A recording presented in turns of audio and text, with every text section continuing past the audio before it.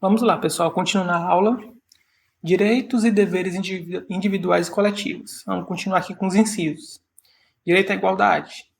Homens e mulheres são iguais em direitos e obrigações nos termos desta Constituição.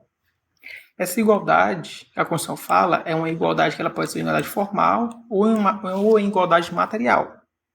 A igualdade formal ela decorre do direito de primeira geração, em que o Estado vai ter que tratar todo mundo igual.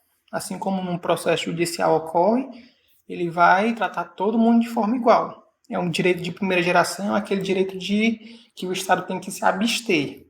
É o não fazer do Estado. Já o direito de segunda geração, ele decorre do fazer do Estado. Então, por isso que a igualdade material é de segunda geração. Porque você vai exigir que o Estado faça algo para deixar as pessoas mais iguais. Que pode ser o quê? Ações afirmativas, discriminantes positivas ou ações reversas. A Constituição, ela traz igualdade formal e material no seu discurso. Dá um exemplo aqui, como por exemplo a licença gestante, né, que ela traz a licença gestante, a isenção da mulher no serviço obrigatório em tempo de paz. Então ela traz várias coisas, trazendo essa igualdade material e formal. Outro exemplo, a proteção do mercado de trabalho da mulher. Não tem a proteção do mercado de trabalho do homem, mas tem a proteção do mercado de trabalho da mulher.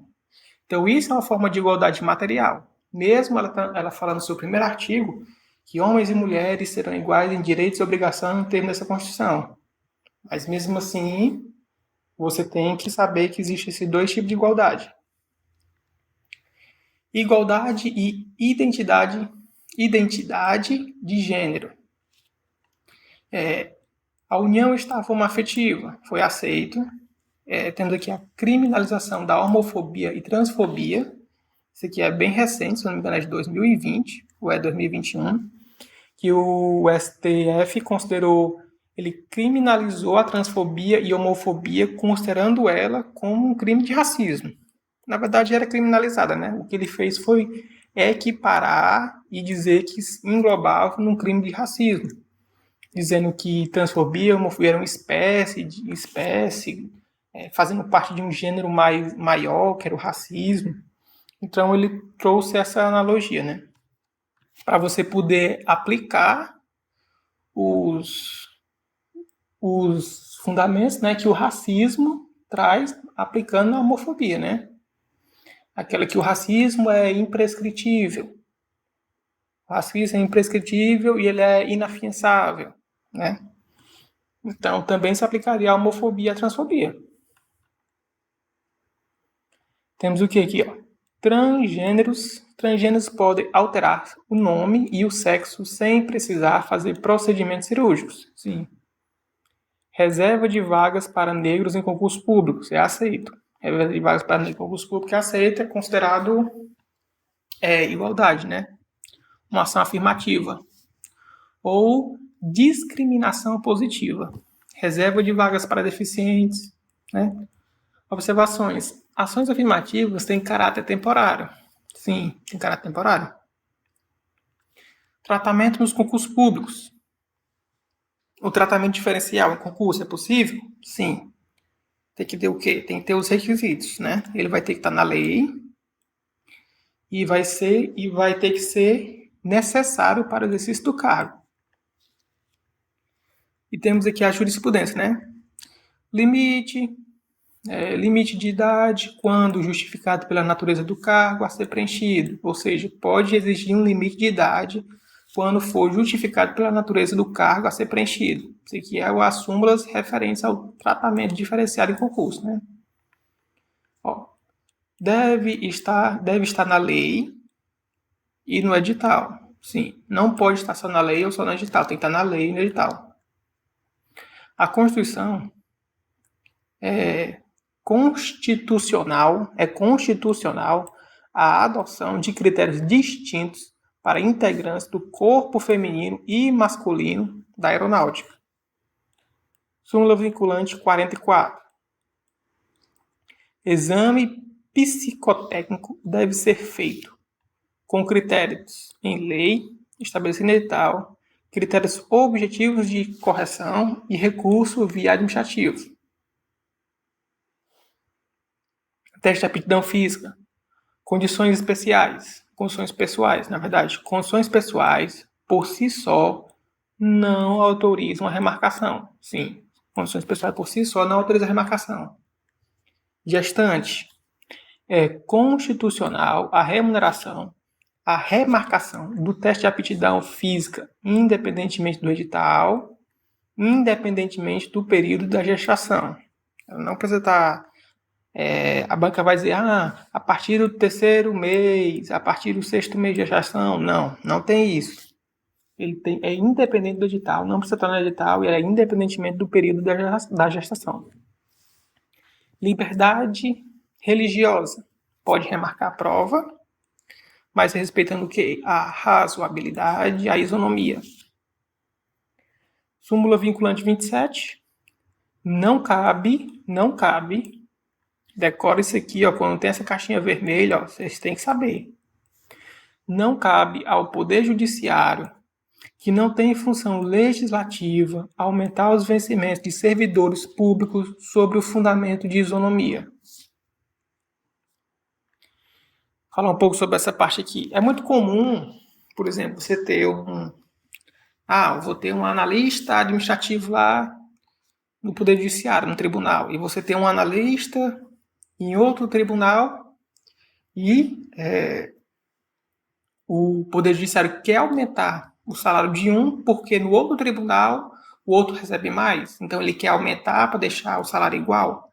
Então essa súmula vinculante ela proíbe isso, né? Que não é a função do Poder Judiciário fazer isso. Vamos ler de novo. Não cabe ao Poder Judiciário, que não tem função legislativa, aumentar os vencimentos de servidores públicos sobre o fundamento da isonomia. Exatamente. Igualdade na lei. Isso aqui é somente essa questão pedir, para lembrar. Igualdade na lei. Comando para o legislativo. Sim, igualdade na lei é um comando trazido para o legislativo para falar, olha, legislativo, quando você for fazer a lei, você faça a lei de forma igual, sem discriminação. Não vá colocar cláusulas na lei que tragam essa discriminação, né? Tem que ser uma coisa igual para todo mundo. Então é por isso que as leis normalmente são muito abrangentes. Aí temos aqui a igualdade perante a lei. A igualdade perante a lei já está feita. Aí ela vem do poder judiciário e do poder executivo. Perante a lei é o quê? O judiciário executivo, na hora de fazer seus atos, né, administrativos ou judiciários, né, eles vão observar a igualdade na lei. Tem que fazer aquilo que a lei determina, sem fazer discriminação. Agora vamos falar sobre a liberdade de ação ou legalidade. Ninguém será obrigado a fazer ou deixar de fazer alguma coisa, senão em virtude de lei. Vale lembrar que essa lei aqui ela é uma lei em sentido amplo. Ó. O princípio da legalidade, né, que essa parte ela decorre de um princípio amplo. Aqui não é lei em sentido formal, né? É lei, medida provisória, resolução, decreto. Aí lei em sentido específico seria o quê? Lei ordinária, lei complementar, né? Então temos aqui, ó, legalidade. Temos a legalidade particular, que visa o quê? Ó, a autonomia da vontade, né? E temos a legalidade do poder público. Quando a gente fala do princípio da legalidade, tem duas pessoas que podem ser, né? Temos o particular. O que ela diz? Que o particular, ninguém será obrigado a fazer ou deixar de fazer alguma coisa senão em virtude de lei. Então, particular, você pode fazer o que você quiser. Mas se a lei te obrigar a fazer alguma coisa, você tem que fazer. Entendeu? E já no poder público é diferente. O poder público funciona como? Poder público, você só pode fazer o que a lei permite, né? Lá no Código Penal, não matarás. Não matarás, olha. Lá no Código Penal é matar alguém. Matar alguém, pena tanto a tanto. Então, a lei está dizendo, ó, você não pode matar. Se você matar, você vai sofrer essa coisa. Então, você pode fazer tudo que não seja aquilo ali, entendeu? Já o poder público, ele é diferente. ele tem que ele tem que seguir exatamente o que está na lei. Então, essa é a diferença do princípio da legalidade, né? Aí temos o que aqui, ó? Princípio da reserva legal. Reserva legal. Somente o Poder Legislativo pode tratar, que já é outro princípio da reserva legal. Que é mais sobre a lei ordinária, lei complementar, que ele é o que? Ele é de menor densidade, né? Já o princípio da legalidade ele é de maior densidade, porque pode ser lei, medida provisória, resolução, decreto. Já a reserva legal, o princípio da reserva legal, ele tem uma maior densidade, ou uma menor densidade, porque é só lei que pode tratar, lei feita pelo Poder Legislativo, né? Aí temos o que, ó? Pode ser simples, né? Que é ou qualificada. Simples. A lei vai regular. Sim. Quando traz lá que traz lá, né? É livre qualquer trabalho, ofício ou profissão, atendida às qualificações que a lei estabelecer. Então, tá falando aqui, ó, é uma forma simples. Tá falando, a lei vai regular. Agora, por exemplo, quando ele traz aqueles critérios de aqui, ó, de inviolabilidade, né? É inviolável o sigilo das comunicações, o sigilo das correspondências, né? Ou traz lá todo o negócio. Aí, salvo para fim de investigação criminal ou instrução processual penal. Ele vai trazer, é inviolável o sigilo das correspondências, comunicações telegráficas e telefônicas, alguma coisa, e vai ter o último lá, que eu me esqueci o nome. Aí, salvo o último para investigação criminal ou instrução processual penal, né? Então ele vai trazer, a lei vai falar disso, mas ele vai trazer os requisitos, né?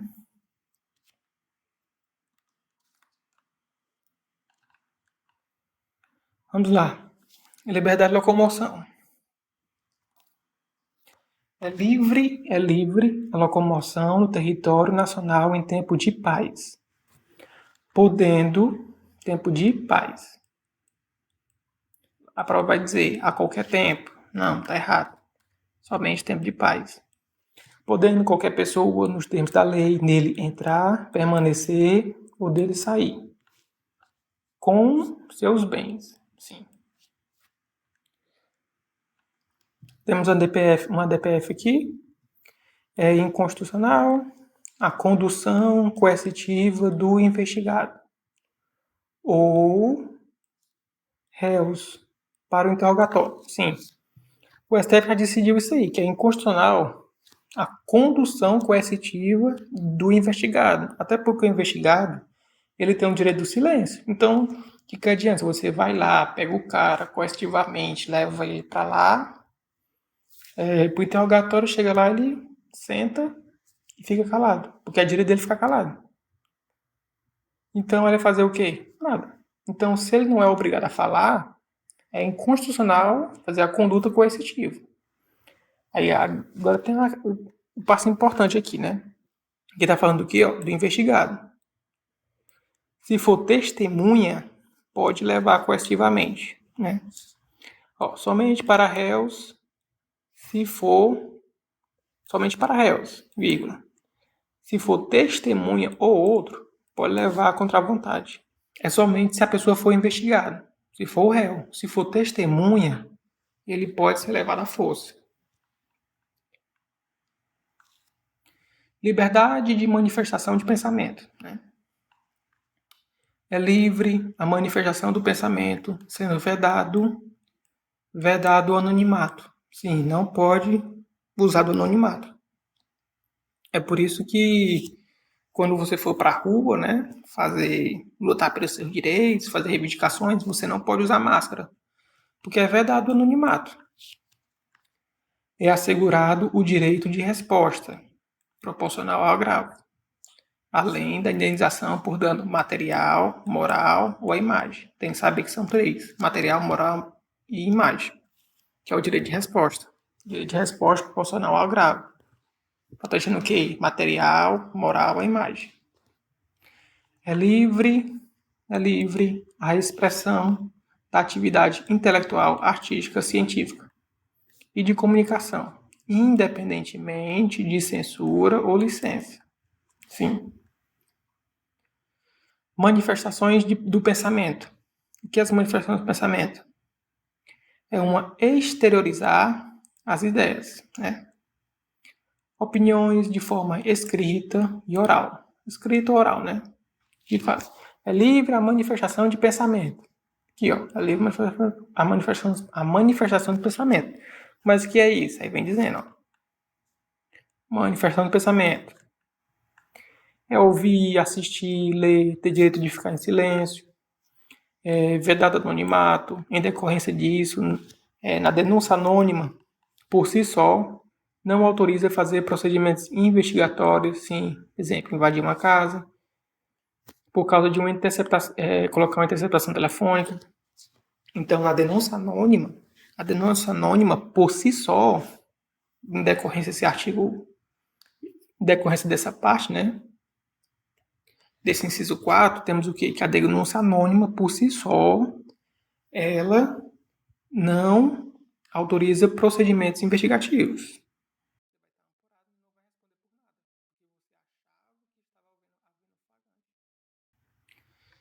Temos aqui a manifestação do pensamento, que ele se limita no direito de resposta. A manifestação de pensamento, que está aqui, ó, é livre a manifestação do pensamento, ele vai se limitar no direito de resposta. Você pode falar tudo que você quiser, escrever tudo que você quiser, só que ele vai encontrar um limite no direito de resposta, né? Trazido aqui, ó, o direito de resposta. Então, o direito de resposta vai ser o limite. Assim como também o discurso de ódio pode aparecer na sua prova. O discurso de ódio. Que já é outra coisa. Ó, o direito de resposta. É o direito de replicar, retificar, quer corrigir. Proporcional ao agravo. Tem que usar os mesmos meios. É muito comum durante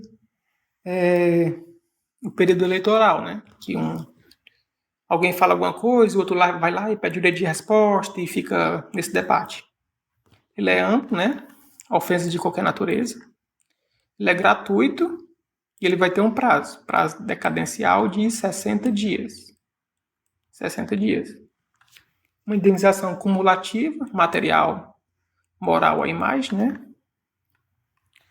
Temos aqui, ó, artigo 220. É vedada toda e qualquer censura de natureza política, ideológica ou artística. Jurisprudência sobre a liberdade de expressão. O limite, né? Qual é o limite? Ela encontra o limite no discurso de ódio. Ele é o que é inferiorizar baseado em suas características. Tem outros requisitos. O discurso de ódio ele vai trazer uma série de requisitos, que o STF já falou quais são os requisitos, que vai ser essa característica do discurso de ódio. Então, um deles é o quê?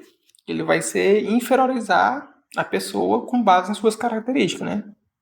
Mas na frente a gente vai mostrar aqui os requisitos. Porque o discurso de ódio ele é o limite de vários tipos de direitos. Não é só a liberdade de expressão. Temos aqui, ó, fake news. Não pode propagar. Não é liberdade de expressão. Fake news não é liberdade de expressão. Temos aqui, ó, marcha da maconha.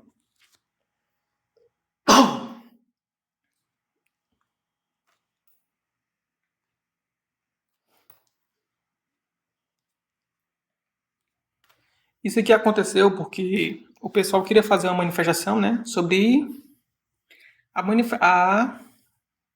eles queriam fazer uma passeata, uma manifestação falando sobre a maconha para defender a legalização da maconha, né? Isso chegou até o STF para saber o que ele podia falar, se isso era legal, né? Ele disse que pode fazer manifestação. Você pode fazer a manifestação da marcha da maconha. O que não podia era o quê? Não pode usar drogas durante a manifestação. Você não pode fazer a manifestação usando droga. E não pode ter o quê? Crianças e adolescentes na manifestação. Mais alguns aqui, ó. Inconstitucional a exigência de diploma de jornalismo. Inconstitucional a exigência de autorização prévia da pessoa biografada ou de seus familiares. Isso aqui é o quê? Imagina que você quer fazer um livro sobre a vida de Silvio Santos. Então você precisa de uma autorização prévia dele ou da família dele para fazer esse livro? Não, você não precisa. Só que você deve tomar cuidado com o que você está colocando lá. Porque ele pode fazer o que? Ele pode pedir uma indenização por conta de algumas coisas que você falou, ele não gostou, difamar a imagem dele. Então pode haver essa solicitação por parte dele, né? O direito de expressão tem preferência sobre a privacidade. Continuando. Inconstitucional a proibição de tatuagem a candidato de concurso público. Sim. Salvo quando o conteúdo viola os valores constitucionais. Bem interessante essa. Jornalismo pode expressar críticas a qualquer pessoa, ainda que em tom áspero, sarcástico, irônico.